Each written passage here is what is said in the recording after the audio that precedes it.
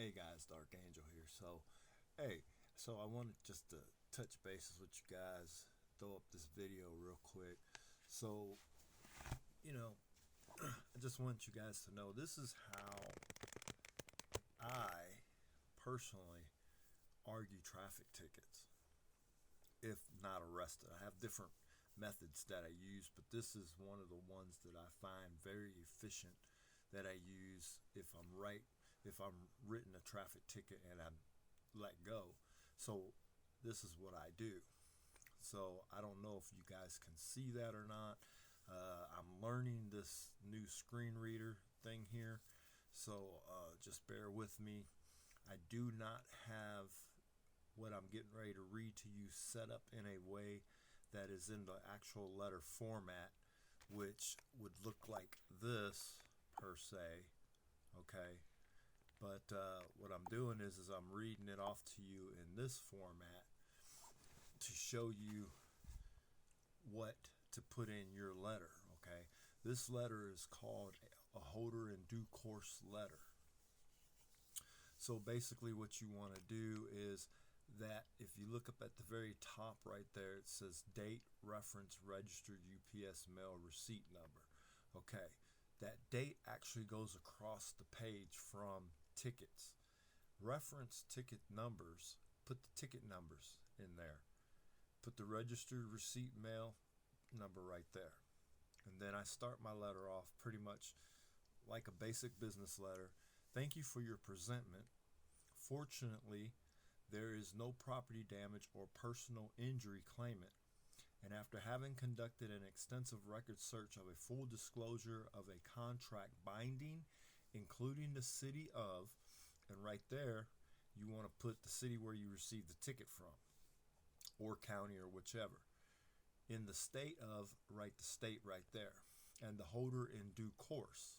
There is no record indicating that any law has been broken or contract breached. The holder in due course was traveling lawfully, exercising his right to travel, and did not pose any imminent threat to that of himself or the public, nor has he/she violated any rights of others. It appears that this instrument violates the holder in due course's right to substantial procedural due process, as it does not meet the clause requirements of a notice, a summons, indictment, warrant, or sworn to statement of facts. It is merely a presumption of the facts. Fifth Amendment violation. It also violates Articles 3, Section 2, Clause 2 in all cases affecting ambassadors, other public ministers, and consuls, and those in which a state is a party to, like the state versus probably your name or whoever it is the state's going against, or someone versus the state. The states cannot bring and try their own cases unless they obtain an indictment by a grand jury, a real grand jury, and which would also let you know that that leaves the Supreme Court with jurisdiction over the subject matter. So therefore, that's where a lot of the people are getting their let's argue jurisdiction from, because without an indictment, an administrative court has no jurisdiction. So that's what a lot of people fail to understand, because at the end of that, and actually within the writing of that, and I just left that paragraph out, it actually says that the Supreme Court will hold original jurisdiction. That's actually mentioned in that clause. Okay, so to continue on, it appears that the presentment in question is pursuant to 18 U.S. Section 242, deprivation of rights under color of law, pursuant to RCW 62A 3-302 and UCC 3-302. As a holder in due course, the instrument labeled as, and then right behind as a, you write the violations, okay? Meaning, if it's a speeding ticket, driving without a license, registration, insurance, running a stop sign. Now keep in mind, this letter, if there is a victim impact statement or you cause some type of property damage, this letter's not going to work for you. Okay? If you ran a stop sign, made an illegal left-hand turn, or most importantly, that it really works good on is when you come to the traffic lights and they have those cameras and you get caught with those traffic cameras. This right here, this is your go-to instrument right here. Okay, so you want to make sure that you put that right above where I have ticket numbers. You want to write whatever the infraction was above that. Okay, there's supposed to be a line there, but this is in the editing process in my docs, so it didn't actually put lines on it. And then where it says ticket numbers, say like a lot of cases, driving without a license is a ticket, driving without a registration is a ticket, driving without insurance is a ticket, and they'll have the numbers. Put those numbers in chronological order right there, right? And then right underneath that, you want to put is taken in good faith and is hereby discharged. Real living man or woman, holder in due course, standing in honor, and then sign your name. Now keep in mind, you do not want to sign your name in all caps. Never do that. Okay? Never do that. Sign your name in all lowercase letters. Okay? I don't care what people tell you. Sign your name in all lowercase letters. Now, when you come back up here to the top of this letter, should you wish to put the court's name and everything in it, you can go up here right around where it says date, and you can list the entire court and do all that in all caps. When you address your envelope, you can do it in all caps except for your name. Don't put your name in all caps, okay? You want to remember to keep your name in lowercase. So write the court, where it's going to, etc., etc. And then here's a little bit more advice for you on your letter. Okay, don't put your address. Put care of, then the address. A lot of people don't even know that little secret. Okay, put care of, then your whoever's name, and even if you're living there, never put it as you living there. Put it as someone else living there, care of, and you're getting your mail. Pretty much that's how that works. It's a long process, and it's interesting process that a lot of people don't know and understand. So with that being said, I was just giving you some little gems there. But this letter here, I wrote this a few years back, couple years back actually, and I just now realized that I still had it. Now I have another version of this too.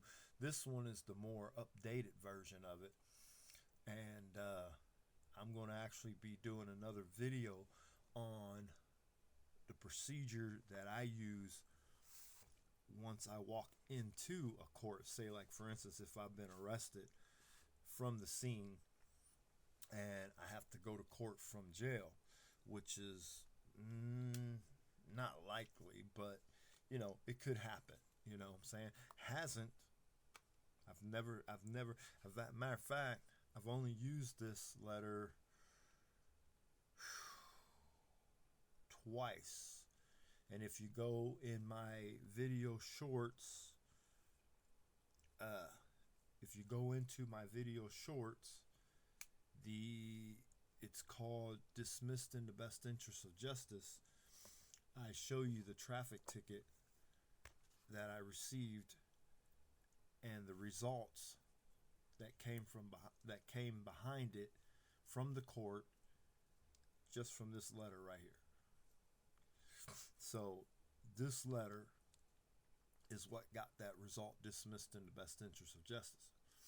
Now, if you want to keep in mind too, if you go back up here in my letter, you'll notice I said, because a lot of haters, traitors, and trolls think that you're actually arguing the right to travel, and they want to always talk about how the states had the right to do this, the states had the right to regulate that, etc., etc. They did, but they didn't have their regulations cannot be made and or administered to where they affect rights. See, and that's what they're not getting. They're not understanding that regardless as to whether or not you believe the right to travel is real, it is real. Okay? And the right to travel is immediately affected by a regulation. Because you're telling me that I have to give up my right, freedom of movement, in order to move around legally, not lawfully, legally, by your standards, I have to give up these rights. Okay, so, but if you look in the letter, you will notice that it says here, the holder in due course was traveling lawfully, exercising his right to travel, and did not pose any imminent threat to that of himself or the public, nor has she violated any rights of others. Do you see the power that has right there? And you notice that I used the term lawfully, not legally. You need to discern the difference between those two terms, legally and lawfully. Okay? And also, too, for all you haters, traders, bootlickers, and trolls, you might want to check on the fact that there is and has never been any state case law ever established in the history of a driver's license and registration since its induction into the system. Has a state ever made a law that says licensing and registration is mandatory?